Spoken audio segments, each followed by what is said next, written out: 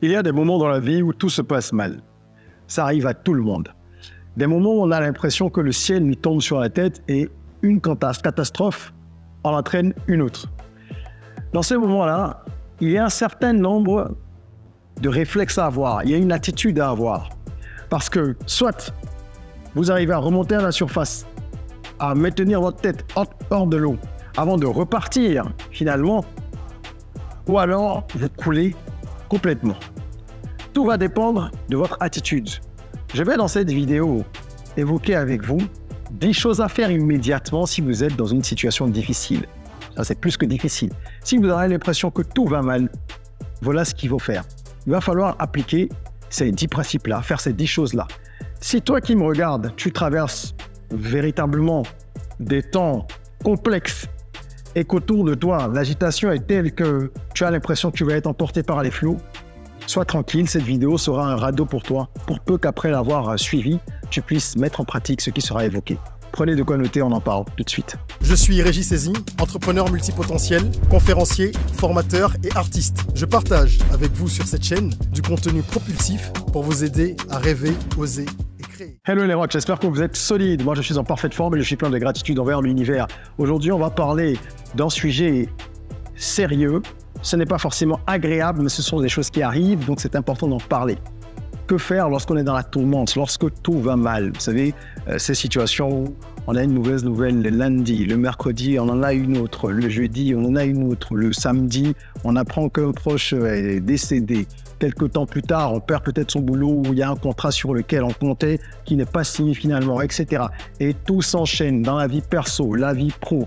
Tout s'enchaîne, les mauvaises nouvelles s'enchaînent. On dit généralement...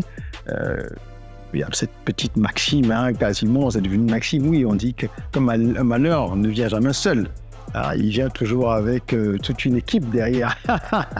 Eh bien, il y a une façon de combattre tout ça, c'est en gardant une certaine attitude. C'est ce que nous allons voir. Si tu es nouveau sur cette chaîne, bienvenue, welcome on board. Ici, on rêve, on ose, on crée, d'où le mantra, soyons rock, R-O-C, tu l'auras compris. Développement personnel, mindset, entrepreneuriat, business, éducation financière sont les thématiques que nous abordons principalement ici. Alors abonne-toi et active la cloche de notification pour rejoindre la communauté rock. La première chose qu'il faut faire, c'est prendre soin de soi, de sa santé. Pourquoi? Parce que quand on se sent mal, quand rien ne va, on a tendance à se laisser aller. À se laisser aller, à faire un peu n'importe quoi, à manger n'importe comment, à avoir de mauvaises habitudes de vie. Et ça, c'est très dangereux parce qu'on ne fait en fait qu'amplifier le problème.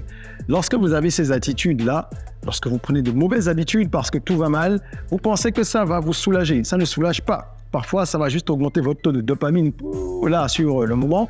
Et puis quelques heures après, voilà. Donc, ça ne va pas résoudre le problème de fond.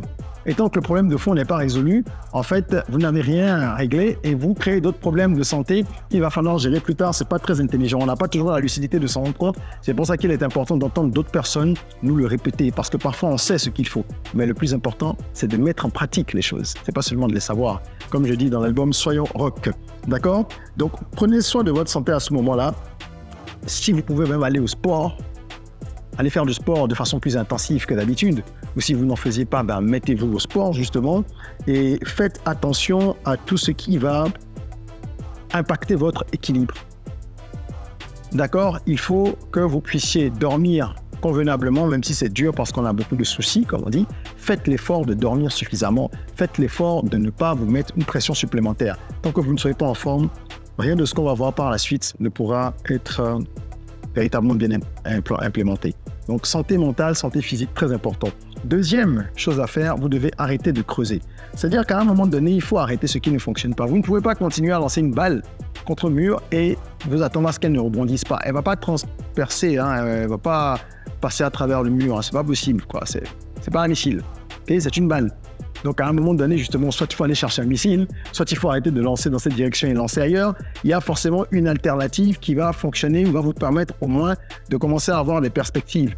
Donc, il faut arrêter parce que souvent, quand ça ne va pas, les gens continuent à faire la même chose et ils espèrent qu'il y a un miracle ou que ça fonctionne autrement. On entend les gens dire « je vais prier et ça va changer ». Non, ça ne peut pas changer si tu pries, si toi-même tu ne changes pas certaines choses. Pour que ta vie change, il faut que tu commences à changer des choses dans ta vie. Donc ça, c'est important. Il faut identifier les sources de stress, les sources de problèmes et vous dire comment je m'attaque à cette source-là. comment je fais pour sortir de ce schéma, pour se poser des questions.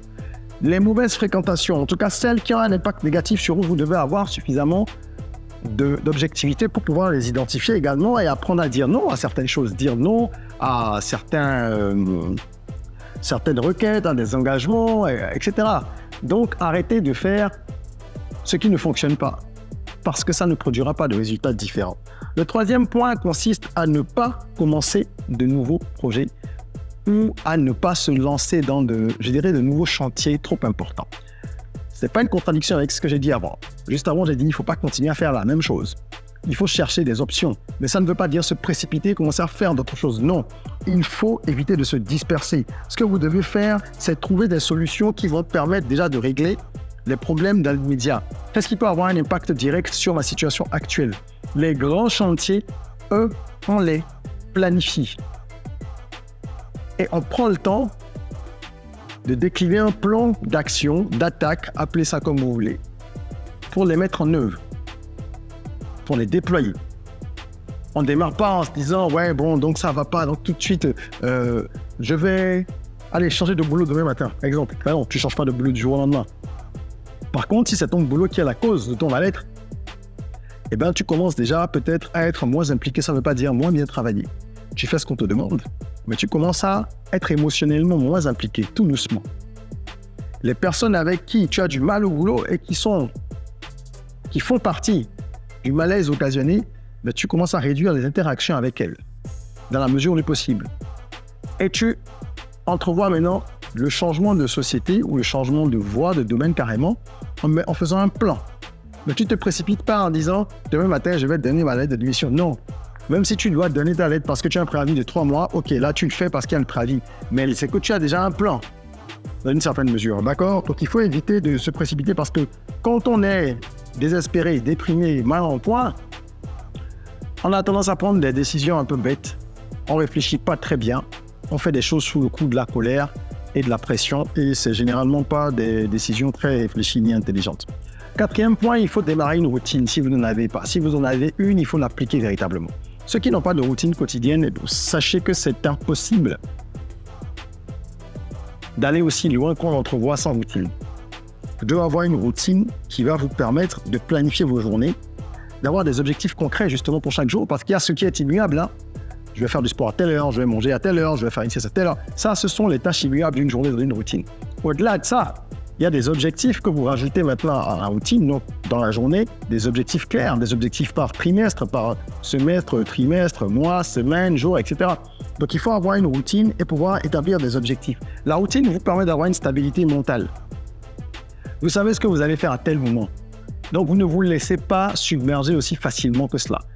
Vous avez une trame sur la journée. Si vous allez à un événement, par exemple, vous ne savez pas du tout quel va être le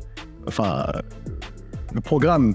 Vous asseyez, vous êtes là, vous savez pas trop, vous savez que vous êtes venu pour le lancement d'une activité, mais vous ne savez pas comment ça va se passer, ça devient pesant. Même dès le début, ça peut déjà vous emmerder. Mais par contre, quand on vous donne une petite fiche et que vous savez que il y aura tel discours, après il y aura ci, après il y aura intermède culturel, puis ceci, puis cocktail, ben vous savez à quel moment vous pouvez partir, à quel moment vous voulez partir, ce que vous n'avez pas envie de voir, ou si vous êtes obligé de tout consommer, donc d'être là du début à la fin, ben vous vous dites, bon, je sais qu'à telle heure, ce sera terminé plus ou moins. Donc la routine, c'est ça, ça vous donne un cadre et ça vous permet d'avancer. C'est très important. Ensuite, cherchez du soutien. Ça, c'est le point 5. Et il ne faut pas penser que vous n'en avez pas besoin. Tout le monde a besoin de soutien. Dans nos pays, on ne parle pas de psychologues. Souvent, les gens les fréquentent, mais très peu. Et je ne dis pas que les psychologues sont forcément la solution. C'est pour expliquer en fait mon point de vue. Et les gens n'ont pas non plus l'habitude de se confier. Ça peut se comprendre. L'homme est méchant, comme on dit, et l'ennemi est souvent juste à côté de votre propre famille, même très souvent, se trouve le loup. D'accord? La famille est généralement la bergerie dans laquelle le loup est déjà planqué. Mais vous ne pouvez pas non plus passer toute une vie sans avoir des épaules. À défaut d'avoir un confident qui est le même depuis 1000 ans, ceux qui ont cette chance, tant mieux lorsque l'amitié est sincère. Vous devez avoir au moins 2-3 personnes sur qui vous pouvez compter lorsque vous allez mal pour pouvoir vous reposer. Donc des gens à qui vous pouvez parler. Vous n'êtes pas obligé de donner tous les détails si vous n'en avez pas envie. Mais vous devez pouvoir vous vider et recevoir de certaines personnes des avis. C'est ça qui va vous permettre de vous sentir bien. Vous comprenez? Et de pouvoir faire un certain nombre de choses. De pouvoir avoir des feedbacks, de vous sentir pas trop seul dans le désert. Donc, il faut pouvoir écouter d'autres personnes. Et si vous voulez des avis objectifs et avisés, à ce moment-là, parlez avec un coach. Parce qu'un coach ne va pas avoir l'approche d'un psy. Il va avoir une approche qui va être plus pragmatique. Un coach, il va essayer de systématiser des solutions pour vous dire comment on peut aller. Il ne va pas forcément aller chercher la cause de la cause de la cause comme un psy. Ils ont leur importance. Mais le coach, lui, il va faire autrement. Il va dire, le problème est là, comment maintenant on trouve la solution? Le coaching, c'est orienter solution plutôt que cause. D'accord? Donc ça peut être avec de la PNL, ça peut être avec plein de techniques. Voilà donc ce que moi je vous suggère. Lorsque tout va mal, il faut faire ça. Et vous pouvez booker une séance de coaching avec moi en cliquant sur le lien à cet effet de la description. Ça fait une douzaine d'années que j'accompagne différentes personnes sur des thématiques de développement personnel et de business. Donc c'est dans ces deux sphères-là qui sont très larges, qui sont très vastes, que j'accompagne des individus et des entreprises depuis très longtemps. Et pendant 1 heure, si vous bookez une séance, je pourrais donc vous apporter mes lumières et mes conseils afin de vous aider à sortir de crise ou à trouver des solutions par rapport à votre situation. Le point 6 est le suivant. Vous devez avoir une conversation honnête avec vous-même. Ça veut dire que lorsque vous êtes dans une impasse comme ça, il faut prendre du recul, prendre de la hauteur et être honnête avec vous-même en vous disant « Où est-ce que j'ai merdé ? Qu'est-ce que j'ai mal fait ? Quelle est ma part de responsabilité ?» Parce que l'excusite, ça ne va pas vous aider. Cette affection qui consiste à tout le temps trouver des excuses à tout. Oui, c'est parce que je suis trop jeune. Non, c'est parce que je suis trop vieux. Non, c'est parce que j'ai pas d'argent. Non, c'est parce que je viens pas d'une famille riche. Ah, c'est parce que ceci. Ah, c'est parce que je ne suis pas beau. Ah, c'est parce que je suis trop grand. Ah, c'est parce que je suis trop petite de taille. Ah, parce que ça, c'est l'excusite. Ça sert à rien. Il faut chercher les vraies causes. C'est un album de développement personnel sur un rock que je vous invite à aller écouter. Il est disponible en streaming ou en achat. Le lien est en description. Je dis bien dans la chanson aujourd'hui. Personne n'est responsable de ta chute et tes faux pas. Ne donne à personne le pouvoir de contrôler tes peurs. Si vous estimez que la faute est toujours extérieure, ça vient toujours des autres, ça veut dire que vous donnez du pouvoir aux événements et aux gens. Vous devez reprendre le pouvoir sur votre vie et vous dire « J'ai le pouvoir de résoudre telle situation. Si j'ai mal fait telle chose, c'est ma faute aussi. En partie, en tout cas. Quelle est ma part de responsabilité ?» Parce que vous n'avez pas d'emprise sur ce que les autres font ou sur les événements extérieurs. Mais sur vous-même, votre attitude, votre comportement, vous avez une emprise. Donc prenez du recul, analysez ça convenablement et puis envisagez les solutions qui peuvent vous permettre d'améliorer la situation. Principe 7, lâcher prise. Vous devez lâcher prise. Lâcher prise, ça veut dire arrêter de ressasser. Et surtout, mettre de côté ce qui vous ralentit. Ça peut être des fréquentations, ça peut être des personnes, ça peut être des habitudes. Si vous vous êtes retrouvé à boire 2-3 bières tous les soirs depuis 6 mois, vous êtes devenu alcoolique ou vous êtes en train de devenir sans vous en rendre compte. Ça ne va pas vous faire du bien. Si vous passez votre temps avec des gens qui sont négatifs ou qui critiquent tout le temps les autres, qui sont toujours en train de se plaindre de ceci et de cela, il faut absolument laisser ces points morts là. Ce sont des boulets. Parce qu'ils vont déteindre sur vous, vous allez devenir comme ça. Si vous êtes comme ça vous-même, il faut changer, ça c'est clair. Mais si c'est l'influence des autres qui vous amène là, il faut sortir des relations toxiques. Que ce soit un partenaire, un ami, quelqu'un qui vous manipule, qui est narcissique, etc. Sortir des relations toxiques, c'est indispensable. Il faut aussi laisser complètement ou se débarrasser des habitudes nocives et les engagements qui ne sont pas bénéfiques pour vous, il faut savoir vous en libérer. D'accord ? Point 8, redécouvrez ce qui vous rend heureux. Parfois, ce sont des choses simples. Une balade au bord de la mer, peut-être que ça vous fait du bien. Allez manger un bon plat une fois par semaine. Peut-être que vous êtes bon vivant, vous aimez les bonnes assiettes. Ben faites-vous ce plaisir.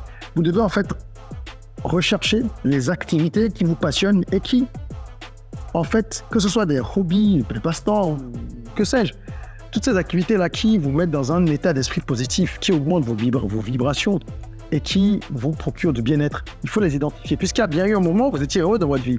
Alors, posez-vous la question, qu'est-ce qui fait qu'à telle période de ma vie où je me sentais beaucoup mieux, qu'est-ce qui fait que les choses allaient bien?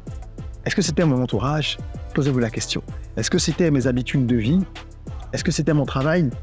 Et lorsque vous aurez identifié ce que c'est, vous allez essayer de vous reconnecter avec ces choses-là qui vous rendaient heureux. Très important. Point 9, la gratitude et le réalisme. Alors, il faut avoir, comme je dis, des objectifs élevés dans la vie. Il faut rêver grand. Commencer petit, mais rêver grand. C'est d'ailleurs le R dans rock, rêver. Le O, c'est oser. Le C, c'est créer. Mais rêver grand, ça ne veut pas dire être irréaliste ou utopiste. Vous ne pouvez pas être quelque part à Bobo ou à Gamin et dire que vous voulez avoir un Grammy Award l'année prochaine. Et donc, quand vous serez à 4 mois des 12 mois que vous êtes fixé, évidemment, vous serez loin d'avoir un Grammy, vous allez commencer à déprimer. Je prends un exemple absurde et excessif. C'est pour vous montrer simplement, c'est une caricature. C'est-à-dire que vos objectifs, s'ils sont trop éloignés de ce que vous pouvez accomplir dans l'immédiat, vous allez vous retrouver déçu. Vous pouvez envisager de gagner un Grammy, vous pouvez envisager d'avoir 100 milliards de dollars si c'est votre rêve, mais il faut que ce soit évidemment nuancé par une planification, par des objectifs, c'est graduel. Il faut que ce soit cohérent, parce que sinon vous allez avoir des attentes complètement démesurées par rapport à ce que la réalité permet. Donc réajustez parfois vos objectifs. Moi j'entendais quelqu'un dire il n'y a pas longtemps, si je n'ai pas 1 milliard d'ici la fin de cette année, moi je vais me fâcher avec Dieu. Je lui ai dit, mais pourquoi tu dis ça? Il me dit, mais parce que ça fait trop longtemps qu'il bosse, qu'il se bat, etc. Et que là, c'est vraiment le dernier tournant. J'ai dit, mais écoute, déjà le temps n'existe pas pour Dieu. C'est bien que tu sois déterminé en te disant cette année, ça va être l'année. Mais tel que tu en parles, c'est comme si tu n'y parviens pas, tu vas rentrer dans une dépression, tu vas faire n'importe quoi et faire des mauvais choix.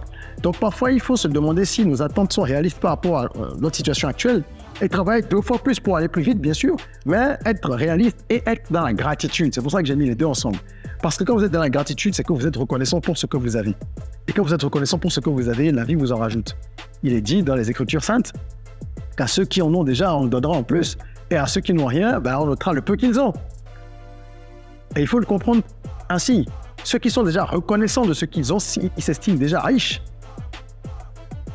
Et forcément, on va leur apporter l'abondance. L'univers leur apportera l'abondance. Mais celui qui se plaint de tout, alors qu'il n'est pas le plus à plaindre généralement, c'est pas évident que l'univers coopère. Donc, développez la gratitude et soyez un peu plus réaliste et plus stratège. On peut atteindre les mêmes objectifs, mais en prenant des détours parfois, ou parfois en ralentissant, en changeant de voie, etc., etc. Je finirai par le dernier point. Dernier principe, dernière chose à faire. Numéro 10, garder toujours une attitude positive et avoir une perspective optimiste. Se dire que les choses iront forcément mieux.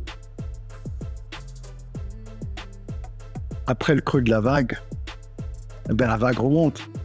Forcément. Comme on dit, il y a des hauts, des bas. La vie, ce sont les montagnes russes. Personne n'a une vie linéaire.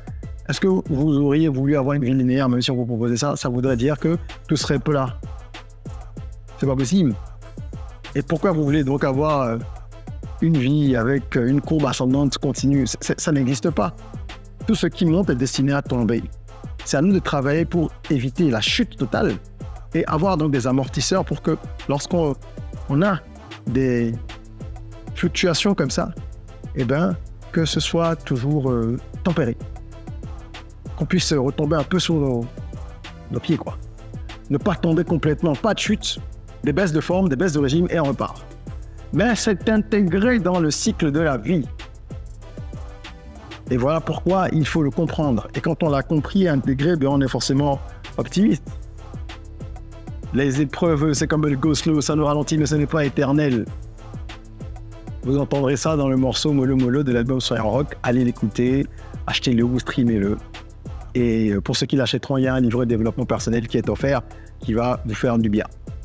D'accord? C'est très très important. Ceux qui croient en leur capacité, ce sont des gens qui ne sont jamais fatalistes. Ils savent qu'ils vont se relever, qu'ils iront de l'avant.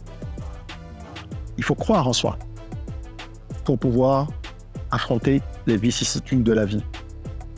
Et pour finir, je vais vous dire toujours dans le point 10, là, gardez une perspective optimiste. Je vais vous dire ceci, apprenez à visualiser vos objectifs. Ce sont des thèmes que je vais développer sur la chaîne avec le temps. Je pense que mon audience n'est pas complètement prête. Mais dans pas longtemps, on va commencer à en parler. Visualisez vos objectifs, visualisez-les sincèrement. Et concentrez-vous sur les actions positives qui peuvent vous permettre d'atteindre ces objectifs. Vous verrez que l'univers va coopérer.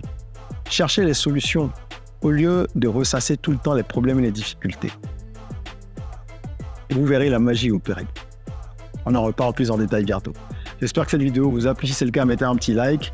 et partagez-la pour que le maximum de personnes puissent en bénéficier. N'hésitez pas à mettre en commentaire des témoignages ou des avis par rapport à cette vidéo, cette thématique. D'accord? C'est l'échange qui enrichit la communauté. Et en attendant qu'on se retrouve pour une nouvelle vidéo, prenez soin de vous, de votre corps, mais aussi surtout de votre mind. Rêvons, osons, créons sur un rock.